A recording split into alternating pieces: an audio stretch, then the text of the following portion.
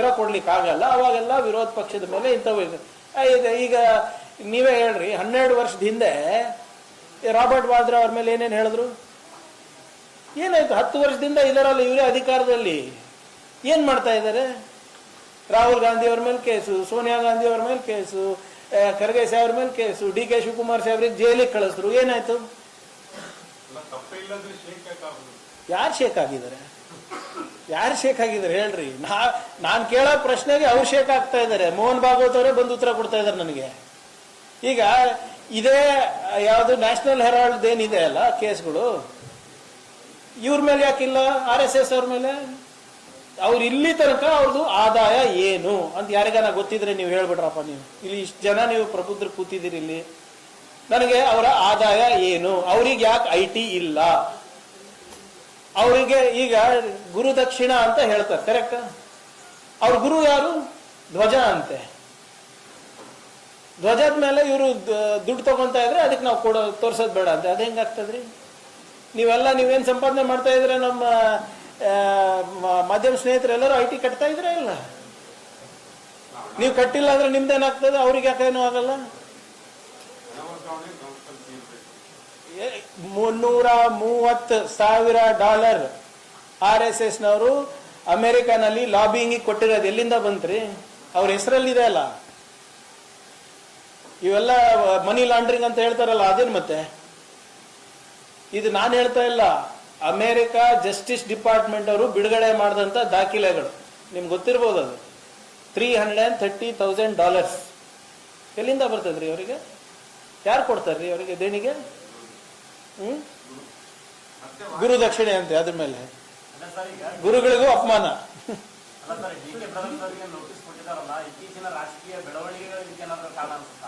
ನಾನು ಹೇಳಿಲ್ವಾ ಯಾವಾಗ BJP-ನಲ್ಲಿ ಉತ್ತರ ಇಲ್ಲ, ಅವ್ರ ಹುಡುಕನ್ನ ಮುಚ್ಚಾಕಕ್ಕೆ ಇದು ಮಾಡ್ತಾರೆ. ಈಗ BJP-ನಲ್ಲಿ ನಡೆದಿರೋದೇ ಇಲ್ಲಿ ನವೆಂಬರ್ ಕ್ರಾಂತಿ, ಡಿಸೆಂಬರ್ ಕ್ರಾಂತಿ ಎಲ್ಲಿ ನಡೆದಿದೆ ಅಲ್ಲ, ಹೋಗಿ ಕೂತಿದಾರಲ್ಲ ಡೆಲ್ಲಿನಲ್ಲಿ ಚೇಂಜ್ ಆಗಬೇಕು ಅಂತ ಅಷ್ಟೇ.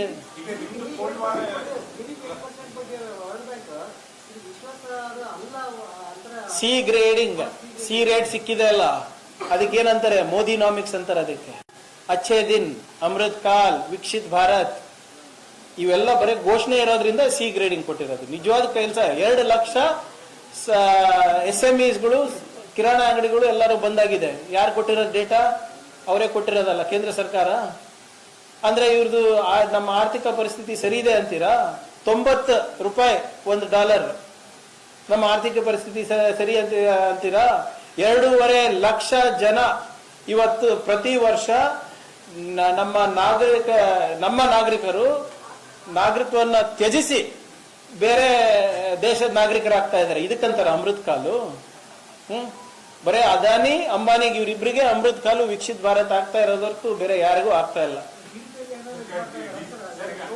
ಇಲ್ಲ, ನೀವು ಕಾಂಗ್ರೆಸ್ನವ್ರಿಗೆ ನಂಬಕ್ ಹೋಗ್ಬೇಡ್ರಪ್ಪ, ನಂಗೆ ನಂಬಕ್ ಹೋಗ್ಬೇಡ್ರಿ. ಆ ರಿಪೋರ್ಟ್ ನಲ್ಲಿ ಏನಿದೆ? ಸಿ ರೇಟಿಂಗ್ ಯಾಕೆ ಸಿಕ್ಕಿದೆ? ಯಾಕಂದ್ರೆ ದತ್ತಾಂಶಗಳನ್ನ ನೀವು ಮರೆಮಾಚ್ತಾ ಇದ್ದೀರಾ, ತಿದ್ದುತ್ತಾ ಇದ್ದೀರಾ. Data is being fudged, data is incorrect. ಅದಕ್ಕೆ ಸೆನ್ಸಸ್ ಮಾಡ್ತಾ ಇಲ್ಲ ಮೋದಿ ಅವರು. ನಿಜವಾಗ್ಲೂ ಅಮೃತ್ ಕಾಲ್ ಇದ್ರೆ ಸೆನ್ಸಸ್ ಮಾಡಿ, ಸೋಶಿಯೋ ಎಕನಾಮಿಕ್ ಸೆನ್ಸಸ್ ಮಾಡಿ, ಗೊತ್ತಾಗ್ತದೆ ನಿಮ್ಗೆ. 2021ನಲ್ಲಿ ನಡಿಬೇಕಾಗಿರುವಂತ ಸೆನ್ಸಸ್ 2025 ಆಗಿ ನಡೀತಿಲ್ಲ ಅಂದ್ರೆ ದಯವಿಟ್ಟು ನೀವು ಯೋಚನೆ ಮಾಡಿ ಯಾಕೆ ನಡೀತಾ ಇಲ್ಲ. ಯಾಕಂದ್ರೆ ನಮ್ಮ ದೇಶದ ಆರ್ಥಿಕ ಪರಿಸ್ಥಿತಿ, ಸಾಮಾಜಿಕ ಪರಿಸ್ಥಿತಿ, ಶೈಕ್ಷಣಿಕ ಪರಿಸ್ಥಿತಿ ಗೊತ್ತಾಗ್ತದೆ ಜನರಿಗೆ ಅಂದ್ಬಿಟ್ಟು ಅವ್ರು ಮಾಡ್ತಾ ಇಲ್ಲ ಅಷ್ಟೇ.